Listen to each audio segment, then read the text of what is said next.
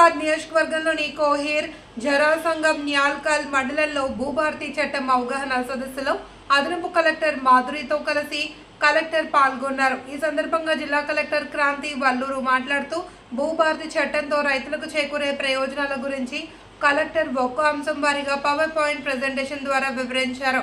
భూ సమస్యలు పరిష్కరించడమే లక్ష్యంగా ప్రభుత్వం రూపొందించిన భూభారతి చట్టం 2025 జనవరిలో గెజెట్ రూపంలో వచ్చింది అని, సమగ్ర అంశాలను పొందుపరుస్తూ ప్రభుత్వం ఏప్రిల్ 14న చట్టాన్ని ప్రవేశపెట్టింది అని వివరించారు కలెక్టర్.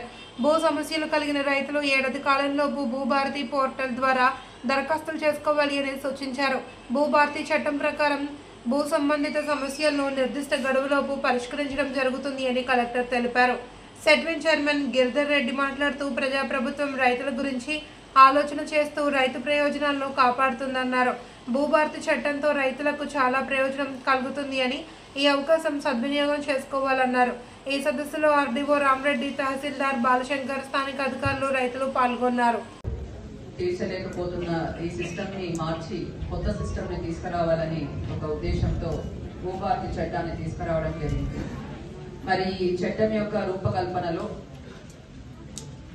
ఎంతో మందితో చర్చలు చేయడం జరిగింది. రైతు సంఘాలతో చర్చలు చేయడం జరిగింది. మేధావులు, అధికారులు అందరితో కూడా చర్చించి మన దేశంలో ఉన్న మంచి రెవెన్యూ చట్టాలన్నీ కూడా పరిశీలించి, వివిధ రాష్ట్రాల్లో అమలవుతున్న రెవెన్యూ నియమాలన్నీ కూడా పరిశీలించి ఈ నూతన చట్టాన్ని తీసుకురావడం జరిగింది.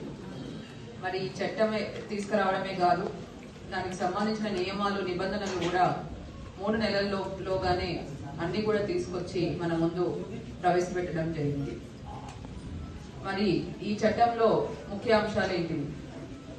ఇది వరకు ఒకసారి భూ రికార్డులో పేరెక్కి డిజిటల్ సిగ్నేచర్ అయితే ఇతర రైతులు ఆ సర్వే నెంబర్లో వారి పేరు ఎక్కించుకోవాలంటే చాలా ఇబ్బందులు పడేవారు. సివిల్ కోర్టు నుంచి ఆర్డర్ చేస్తేనే పేరు మార్పిడి అన్నది జరిగేది. మరి ఇప్పుడు మీకు భూ రికార్డులో ఎటువంటి సవరణ కావాలన్నా, అంటే ఉదాహరణకు మా భూమి మాకు తెలియకుండా వేరే వాళ్ళు చేసుకున్నారు, మేము సాగులో ఉన్నాం, అయినా కూడా మాకు మా పేర్లు తీసేసి వేరే వాళ్ళ పేర్లు ఎక్కించారు, ఇటువంటివి ఏమైనా కంప్లైంట్స్ ఉన్నా కూడా మీరు తహసీల్దార్ ఆఫీస్ ముందు మీరు దరఖాస్తు చేసుకుంటే తహసీల్దార్ గారు ఇంట్రెస్టెడ్ పార్టీస్ అందరికీ కూడా నోటీస్ ఇచ్చి అభ్యంతరాలు స్వీకరించి పరిశీలించి దాన్ని ఫైనల్ ఆర్డర్ అన్నది ఇవ్వడం జరుగుతుంది. కాబట్టి ఎటువంటి సవరణలు కోరినా కూడా ఇప్పుడు అవి మన తహసీల్దార్ ఆఫీస్, మీకు అందుబాటులో ఉన్న తహసీల్దార్ ఆఫీస్లోనే పరిష్కారం అయ్యే విధంగా కొత్త చట్టం ఏర్పాటు చేయడం జరిగింది. ఇది వరకు మీరు జిల్లా కలెక్టర్ కార్యాలయం వరకు మారుమూల ప్రాంతాల నుంచి రావాల్సి ఉండేది. కానీ ఇప్పుడు మీకు అందుబాటులో ఉన్న ఆఫీస్లోనే మీకు ఈ సమస్య పరిష్కారం అవుతుంది. ఒకవేళ తహసీల్దార్ ఇచ్చిన ఆర్డర్తో మీరు సంతృప్తి చెందకపోతే ఆర్డీఓ ఆఫీస్లో కూడా మీరు దరఖాస్తు చేసుకొని అప్పీల్ వేయాలి. అప్పీల్ వేసినచో ఆర్డీఓ గారు అవన్నీ కూడా పరిశీలించి పరిష్కారం చూపించడం జరుగుతుంది. ఒకవేళ ఆర్డీఓ గారు ఇచ్చిన అప్పీల్లో కూడా మీరు మాకు న్యాయం జరగలేదు అని మీరు అనుకుంటే జిల్లా కలెక్టర్ కార్యాలయంలో కూడా మీరు అప్పీల్ వేసుకోవచ్చు. ఆ అప్పీల్ని కూడా నిర్ణీత కాల సమయంలో పరిశీలించి పరిష్కారం చూపించబడుతుంది. కాకుండా కేవలం మన రెవెన్యూ కోర్ట్స్లోనే, ఎంఆర్ఓ, ఆర్డీఓ ఆఫీస్లోనే మీకు చాలా మటుకు సమస్యలు పరిష్కారం అయ్యే విధంగా కొత్త చట్టం ఏర్పాటు చేయడం జరిగింది.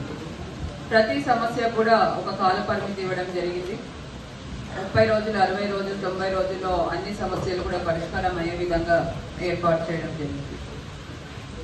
మరి దీంతో పాటు మనకు భూ సరిహద్దులు మధ్య కొన్ని గొడవలు, కొట్లాట్లు ఇవన్నీ కూడా మనం చూస్తూ ఉంటాము.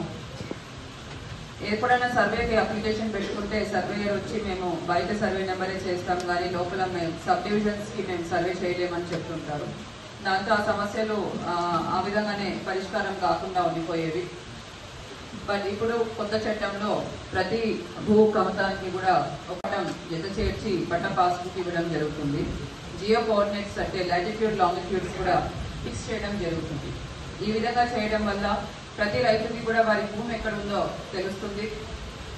ఇతర రైతులు ఎవరైనా గొడవ పడినా కూడా సర్వేయర్ వచ్చి ఈ భూమి మీది, ఈ భూమి మీది అని పట్టాలు ఉంటాయి కాబట్టి అవి చూసి చెప్పడానికి ఉంటుంది.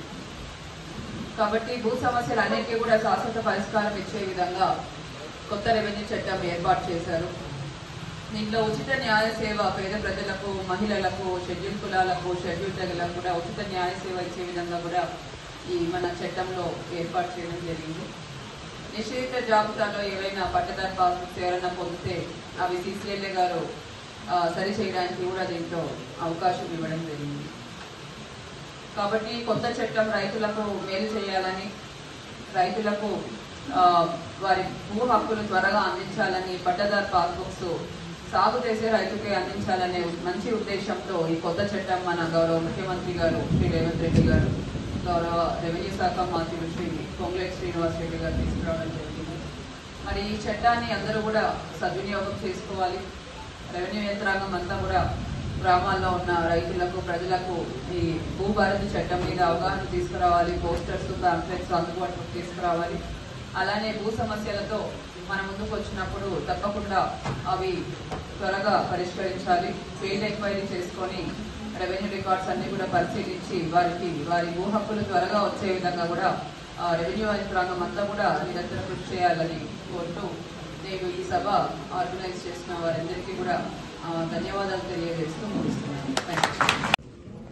కలెక్టర్ ఆఫీస్ వరకు వెళ్ళి విలాసం ఇప్పుడు